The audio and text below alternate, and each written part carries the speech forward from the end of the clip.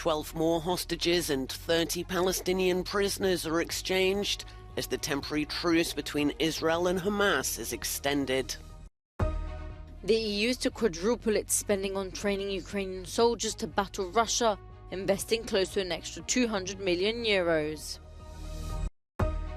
Ahead of COP28, the World Health Organization warns about the negative impact climate change is having on human health and well-being. Finland says it will close the last of its 8 border crossings with Russia on Wednesday over migrant concerns and an unusual surge in arrivals. The European Court of Justice gives the green light to public offices across the EU to ban religious symbols from the workplace in a, quote, general and indiscriminate manner. Hundreds of Palestinians lined the streets of Ramallah late Tuesday to welcome 30 Palestinian prisoners freed by Israel in the latest swap with hostages in Hamas captivity. This was the 5th day of the temporary truce between Israel and Hamas, after a 48-hour extension was agreed. The military wing of Hamas Al-Qassam brigades posted a video late on Tuesday, this time showing crowds in Rafah, greeting a convoy of vans arriving at the meeting point where the militants handed 12 hostages to the Red Cross. There were marked celebrations among Israelis gathered in Sderot who cheered as the vehicles transporting the released hostages arrived. Hamas and other militants still hold about 160 hostages out of 240 seized in their October 7th assault on southern Israel that ignited the war. A spokesman for the Israeli government has said it would be open to an additional 5 days of truce under the current hostage-prisoner exchange agreement. During the pause in fighting, the UN World Food Programme is delivering desperately needed food to more than 120,000 people in Gaza, but has reiterated that the supplies it was able to provide were woefully inadequate to address the level of hunger. Hundreds of thousands that are facing an immediate risk of starvation. WFP hopes for the extension of this pause, which offered a window of relief that could pave the way for longer-term calm. Safe and impeded humanitarian access cannot stop now. While there does appear to be a willingness to extend the truce, which is due to end after one more captive exchange on Wednesday night, Israeli Prime Minister Benjamin Netanyahu says the fighting will resume with full force. The EU is to quadruple its spending on training Ukrainian soldiers to battle Russia, investing close to an extra €200 million. The 27-nation bloc has so far trained 34,000 Ukrainian personnel for the front line, making the EU the biggest provider of training for Ukraine's military. Speaking at a joint news conference with Ukrainian Foreign Minister Dmytro Kuleba, the EU Foreign Affairs Chief Josep Borrell stressed Ukraine has EU support. I know that we have to do more and faster, because for sure Putin will use the winter to continue unleashing terror on civilians in Ukraine and attacking its energy infrastructure.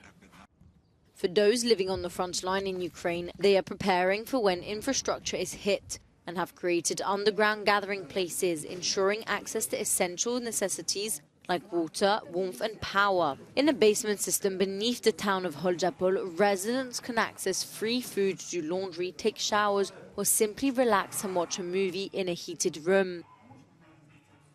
Meanwhile, the wife of Ukraine's military spy chief has been poisoned and is undergoing hospital treatment. Mariana Budanova's husband, Kirilo Budanov, heads Ukraine's military intelligence agency, GUR, which has been prominently involved in clandestine operations against Russian forces since the 2022 invasion of Ukraine.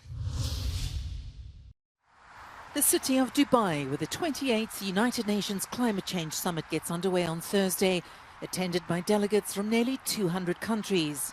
This year, there's a sense of urgency about getting the world back on track with action to limit global warming. Ahead of COP28, the World Health Organization warned about the impact of pollution. We have more extreme weather events, we have massive displacements, we have air that is very toxic and contaminated and polluted, we have water shortages, food shortages, vector-borne diseases, non-communicable diseases, mental health issues. Everything is at risk because of climate change. So health can be the important motivation to take more action on climate change.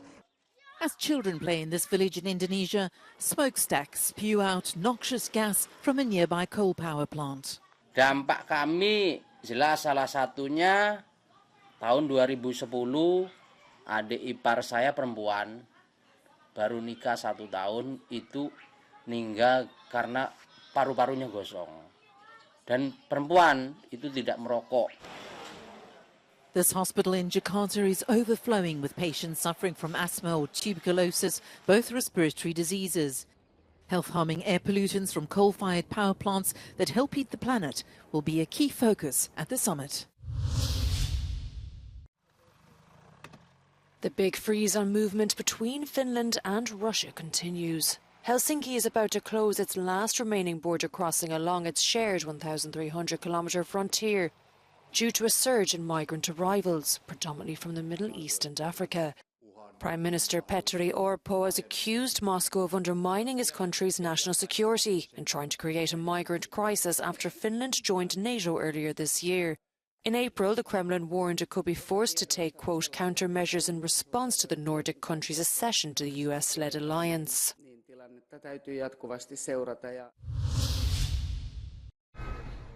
The headquarters of the Organisation for Security and Cooperation in Europe, ahead of a joint announcement from the Baltic nations that their foreign ministers will boycott the next 2-day OSCE meeting in North Macedonia because their Russian counterpart Sergei Lavrov says he is attending. The Baltic officials say Lavrov's visit risks legitimising Moscow's offensive. It will be Lavrov's first visit to a NATO country since Russia's full-scale invasion of Ukraine began. Ukraine's Foreign Minister Dmytro Kuleba also says he will not be attending. Pope Francis will no longer be attending COP28 in Dubai. The Vatican says the 86-year-old has been forced to pull out of the climate change summit because of the effects of influenza and a lung infection. Francis, an outspoken advocate for climate action, was due to begin his 3-day visit on Friday, the first pontiff to attend the global gathering. He was slated to address the conference on Saturday and meet with world leaders before inaugurating the first faith pavilion at a COP gathering. Despite the war still raging on, the EU and Ukrainian government are starting preparations for the post-war reconstruction of the embattled country, with the aim of rebuilding it better and greener once the fighting is over. The European Commission, Ukrainian government and businesses all gathered in Vilnius on Tuesday to discuss the necessary preparations, saying that once the war ends, reconstruction plans must already be in place. The war started by Russia has had devastating effects on nature in the country. For example, the destruction of the Kharkova water dam, which resulted in the worst human-made ecocide since the Chernobyl nuclear plant incident in 1987. We have a unique opportunity to build back better and greener. So when we talk about cities that were destroyed, we talk about the sustainable planning of those cities, integrating the most recent knowledge. I'm very pleased to see so many architects across Europe who are actually devoting their time. When we talk about public buildings which massively were destroyed, hospitals, schools, kindergartens, they all will have to be energy efficient. They all will have to be powered with the renewable energy. Ukraine currently has the most landmines in any European country, and around 34 animal species have disappeared due to the fighting. The country's forests have also suffered serious losses. But the biggest challenge is not only restoring nature, but also to have a climate-neutral economy after the war finishes. For this, Ukraine needs to transform its energy network and rebuild public and residential buildings in an energy-efficient way. The reconstruction of the country is a tempting opportunity for many European countries who've already signalled their interest. Representatives of the building industry as well as water and waste management companies also took part in the discussions in Vilnius. We are not talking about just about international support, like directly support to restore something. No, we are talking about some investments. And first of all, we need to cooperation with investors to build new facilities, to build new technologies, to build new maybe industries, but using best available technologies in a European way, like in European legislation signed. According to the European Commission, the reconstruction of Ukraine will have a massive cost and Russia must pay for it.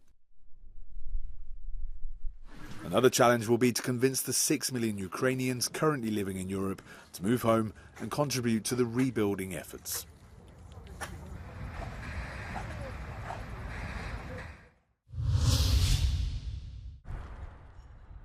Any public office across the European Union now has permission to ban employees from wearing religious garments or symbols in the workspace. That's according to the EU's Court of Justice. The announcement came after a Labour court in Belgium banned a woman from wearing an Islamic headscarf in the office.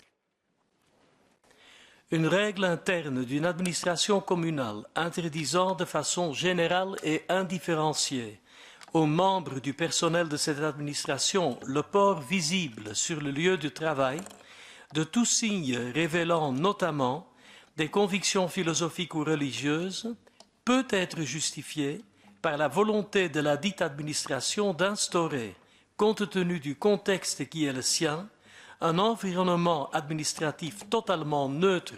Léonard stressed that each member state has a right to determine what a neutral environment looks like. While previous rulings by the top court determined that such bans infringed on religious freedoms, this time it stressed the need for, quote, equal treatment for all in employment and occupation.